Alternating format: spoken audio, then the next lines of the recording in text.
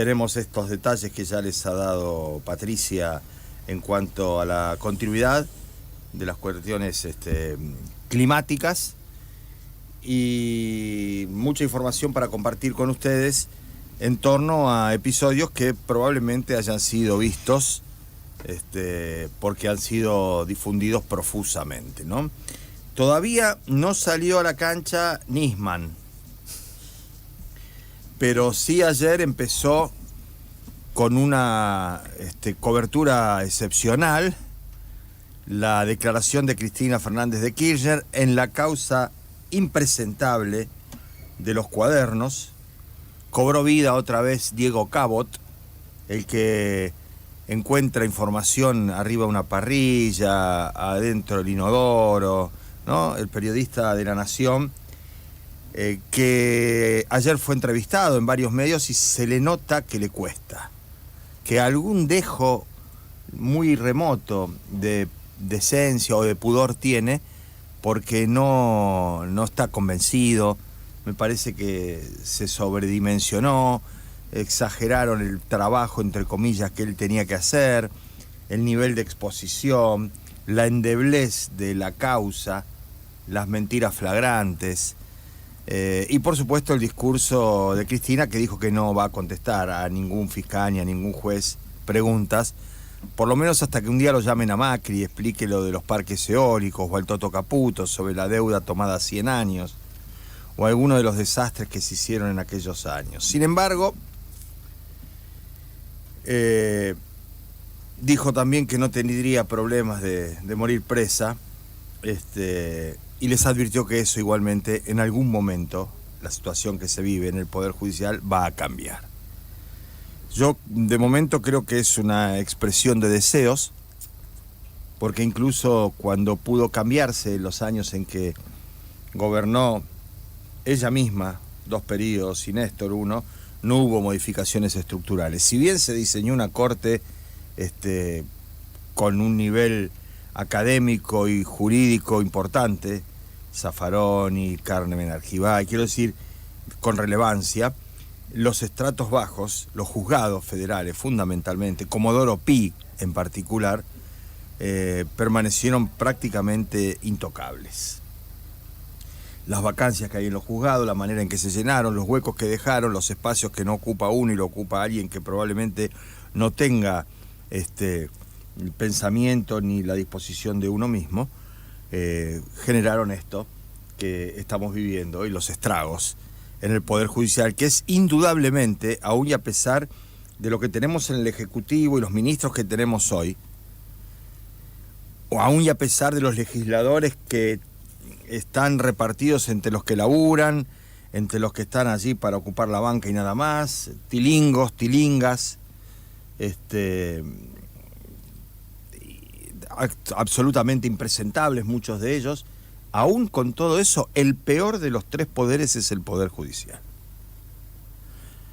Primero porque allí radica la determinación sobre la libertad de las personas. La libertad, los bienes, la salud, el trabajo. Segundo porque tienen inmunidad e impunidad, porque la duración de sus mandatos es ad infinitum, hasta que se jubilen. E incluso uno dice, bueno, hasta que se manden una macana y que les cueste la cabeza. A nadie, a ninguno, a casi ninguno, después de barbaridades que han hecho, le ha costado la cabeza o el cargo. No pagan impuestos, cobran sueldos fenomenales y responden a los mandos naturales. ¿Cuáles son? Los del poder de turno. Pero hay, además de una variabilidad en ese poder de turno, que hace que persistan y perduren aún y a pesar de algunos cambios en el poder de turno, porque lo sostienen los intereses permanentes. Lo que se da a llamar el establishment, es decir, los grupos de poder que siguen arreglando permanentemente con los gobiernos sucesivos. Yo no creo que haya un nivel de responsabilidad definitivo. Tampoco voy a ir a buscar el empate, ¿no? Como hacen algunos colegas, a los que uno igualmente aprecia, respeta, porque están tomando decisiones y posiciones que creo que son las que hay que tomar en estos momentos cuando está en peligro la vida de la República, la división de poderes, el funcionamiento del Estado de Derecho, de decir que el kirchnerismo arregló la fusión de Cablevisión, que le dio el triple play a Telecom, es decir, esas cosas ya está. ¿Sí? Empecemos a mover las cosas para salir de esto, ¿no? Me imagino que Cristina tendrá la amarga sensación de haber criado cuervos, ¿eh? En algunas jornadas esas interminables que pasa en su casa desde hace tiempo y seguirá pasando, debe pensar y recapacitar. ¿Por qué puse a este? ¿Por qué hice esto otro?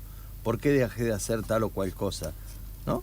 Pero vuelvo sobre el asunto. No es ese el problema, no es ahora. El problema es cómo se construye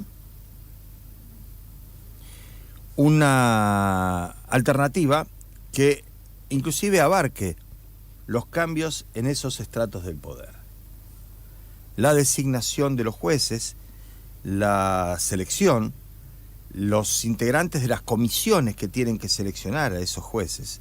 Por supuesto, la desproporción que hay ahora en el Parlamento, donde la claudicación de lo que queda de la Unión Cívica Radical, el seguidismo del PRO, el oportunismo de algunos diputados provinciales de diferentes estados argentinos, y naturalmente también la genuflexión de muchos gobernadores, incluidos peronistas, hace muy difícil pensar que en el Parlamento, desde el Parlamento, puedan surgir esas soluciones, esas modificaciones de las que estamos hablando.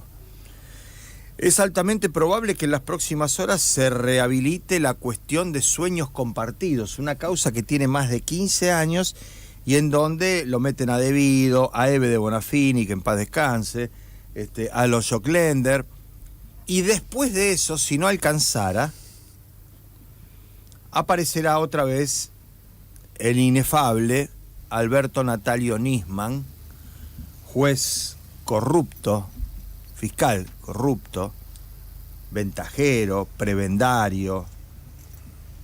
No me voy a meter en el aspecto de su vida privada, pero me parece que hay allí más tela para cortar. Y la pléyade mediática, el elenco estable, porque son más de 7, la pléyade eran los escritores franceses, ¿no? Que eran 7. Acá son mucho más que 7.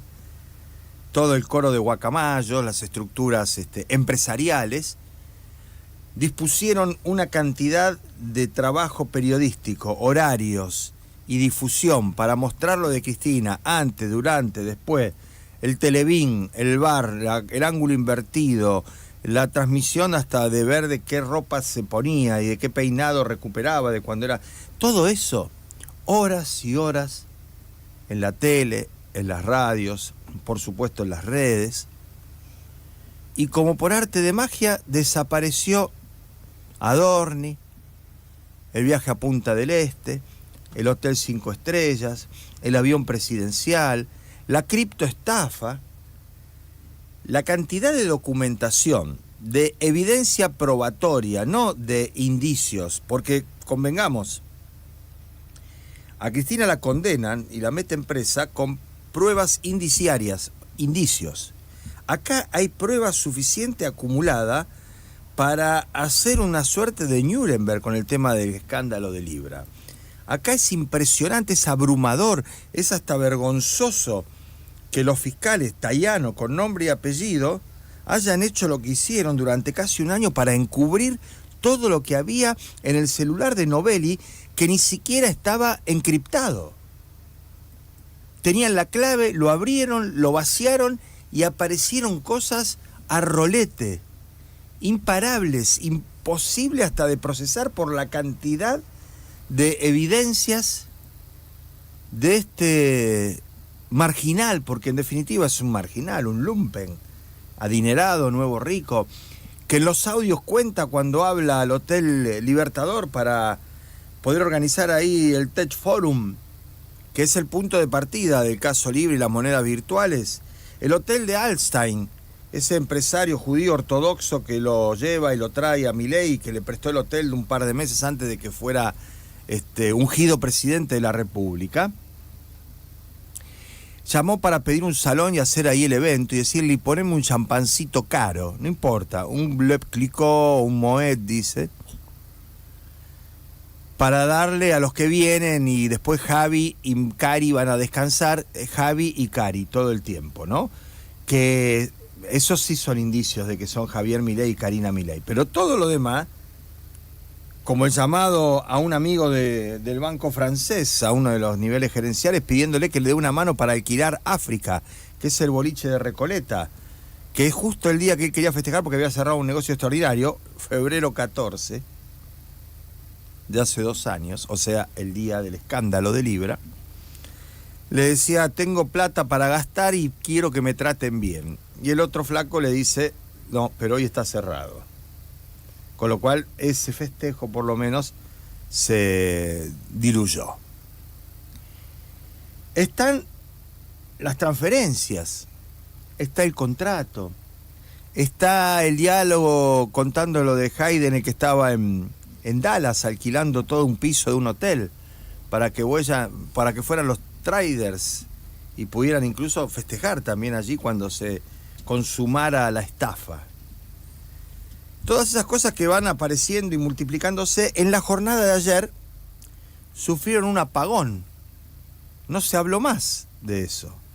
En algún lugar, excepcionalmente, que destacaba precisamente porque todos los demás estaban casi en cadena nacional mostrando lo de Cristina, agregando elementos inverosímiles y resucitando algunos personajes que estaban soterrados, entre ellos el lamentable Diego Cabot, al que le dieron cantidad de premios los grupos, instituciones y organizaciones vinculadas a los propietarios de los grandes medios.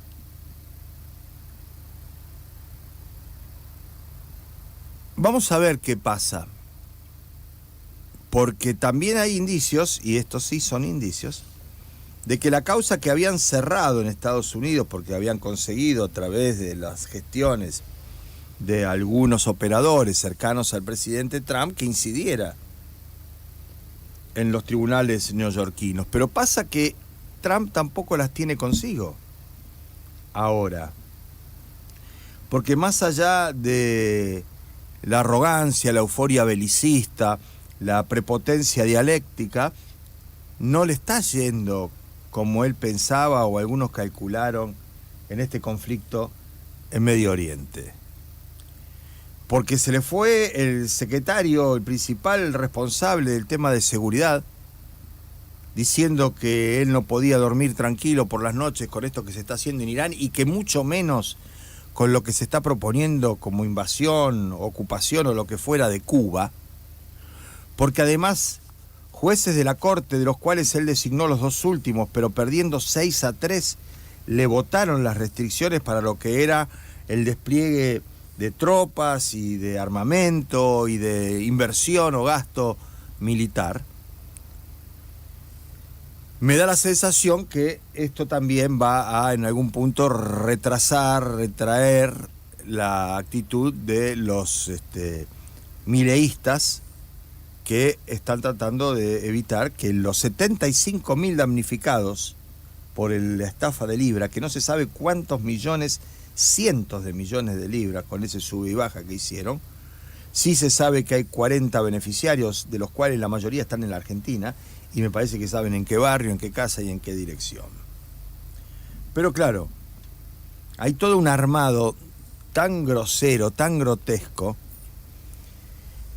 como que Maíquez llega a ser el ministro de Justicia, uno de los encartados en el escándalo del lago escondido, que está más escondido el expediente que el lago, con dádivas, con grabaciones, con confesiones grabadas de los tipos diciendo hagamos una facturita por las dudas, una con lo que salieron los pasajes, otra con alojamiento, total, y lo pisaron todo. ¿Por qué? Porque la obtención de esos audios supuestamente era ilegal. Son como los que encontró Majul cuando fue a correr y encontró un cassette al lado de un árbol, con las llamadas telefónicas de Cristina, Parrilli, eso sí, parece que eran legales, o eso servían. Bueno, la obtención ilegal, presuntamente, de los audios, invalida los audios. Pero pasa que los audios, además de ser elementos de prueba o que componen un expediente, lo escuchamos todos. y sabemos que son reales y que eso pasó tal como está allí confesado. Sin embargo, en ningún juzgado, ningún fiscal y ningún juez tomó la causa, porque además consiguieron que de la Patagonia, donde estaba instalado el expediente, se trasladara a Comodoro Pi, en un hecho extraordinario, en una suerte de teletransportación como en las películas de ciencia ficción. El expediente que estaba en la Patagonia, con jueces patagónicos, pasó a Comodoro Pi. Y ahí ya sabemos que es el Triángulo de las Bermudas. Hay, insisto, una situación de crisis que no emerge en los términos que hemos conocido en otros tiempos, donde es creciente la desconfianza y la desaprobación al gobierno, donde es creciente el malestar y la crisis económica y laboral, donde también está presente una circunstancia pocas veces tratada y analizada, como es la cuestión vinculada a los estados de ánimos y la salud mental, y hay además un contexto internacional que hace que la Argentina, no digo esté por la suya o únicamente por la suya, pero sí esté ahora con una situación de falta de soporte o de asistencia, porque el asistidor, para decirlo de algún modo, que es Donald Trump, no está atravesando ni remotamente el tiempo que él pensaba que lo iba a favorecer o beneficiar de cara al conflicto que está encabezando y a la reacción de la comunidad internacional. Ayer Trump volvió a amenazar a Europa, dijo que no estaba contento con la OTAN, que estaba decepcionado incluso de Ucrania y de Zelensky, al que ayudó tanto, que no fue capaz de mandar una torpedera ni una desarmadora de minas, una nave al estrecho de Hormuz, donde ya hay pronunciamientos muy firmes, no ya de Pedro Sánchez o de presidentes o primeros ministros progresistas, pensantes, de esos que nos gustan a nosotros, sino también de Meloni, por ejemplo, en Italia, de Macron, en Francia, de los alemanes. Incluso ayer estaba dando una conferencia de prensa Trump, y al lado suyo estaba el primer ministro de Irlanda, los dos con corbata verde, festejando San Patrick y todo, y en un momento lo paró a Trump y le explicó que Europa no es lo que él cree que es, en cuanto a que la OTAN debe sujetarse definitivamente a lo que le convenga o decida Estados Unidos, ¿no? Con los modos que tiene Trump, con esa arrogancia, esa ignorancia que ofende, lo miró de costado y siguió hablando él, ¿no? Ese es más o menos el panorama. Pero yo supongo que pasada ya la declaración de Cristina, con los coletazos, con el efecto residual que tiene toda la prédica contra la expresidenta, irá recobrando terreno la información vinculada a la estafa de un presidente en funciones y de una secretaria general de la presidencia que tendrá que explicar una conexión internacional, la plata en Suiza. ¿De quién es? ¿Cómo es? Es decir, me parece que de a poco esto va a volver a tomar centralidad a la hora de la difusión periodística. Son ahora las 7:26 de la mañana.